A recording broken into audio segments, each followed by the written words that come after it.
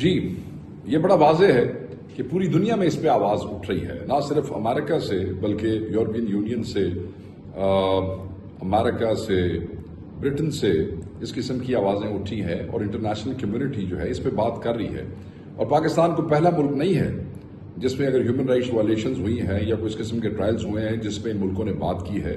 یہ ملک ماضی میں بھی دنیا میں اس قسم کی ہیپننگز پہ جہاں کہیں بھی ایسا کوئی معاملہ ہوتا ہے اس پہ بات کرتے ہیں۔ اور امریکہ کے حوالے سے خصوصاً میں آپ کو بتاؤں کہ امریکہ ہسٹوریکلی ہمارا پارٹنر ملک ہے، چاہے وہ ڈیفنس کا سیکٹر ہو، چاہے ملٹری ہو، چاہے سوشل سیکٹر ہو، چاہے الیکشن ریفارمز کے حوالے سے بات ہو رہی ہو، چاہے ہیلتھ ہو، چاہے ایجوکیشن ہو، تو ہسٹوریکلی ہم پارٹنر رہے ہیں۔ اور یہ جو ملک ہے یہ ڈیموکریسی سے کمیٹڈ ہے، ہیومن رائٹس کے حوالے سے بڑے کمیٹڈ ہے، اور پھر جب اس قسم کے معاملات ہوتے ہیں تو یہاں پہ لوگ بولتے ہیں، بندے آواز اٹھاتے ہیں۔ پاکستان تحریک انصاف کسی کا منہ بند نہیں کر سکتی ہے، پاکستان تحریک انصاف کسی کو روک نہیں سکتی ہے۔ مگر آپ نے رچرڈ گرنل صاحب کی بات کی ہے تو اس پہ میں آپ کو واضح کہہ دیتا ہوں کہ کوئی بھی شخص دنیا کے کسی بھی کونے میں بیٹھا ہے اور وہ 9 مئی کے حوالے سے، 26 کے قتال کے حوالے سے، ملٹری ٹرائلز کے حوالے سے اور عمران خان صاحب کی رہائی کے حوالے سے اگر وہ وہی موقف رکھتا ہے جو پاکستان تحریک انصاف کا ہے تو ہم اس کا شکریہ ادا کرتے ہیں۔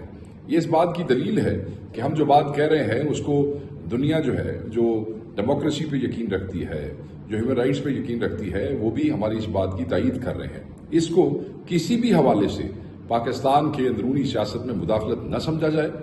دنیا میں لوگ باتیں کرتے ہیں، کوئی کسی کو روک نہیں سکتا ہے۔ لوگ جو ہے وہ مظلوموں کے حق میں آواز اٹھاتے ہیں، جہاں پہ اس قسم کے معاملات ہوں لوگ بات کرتے ہیں۔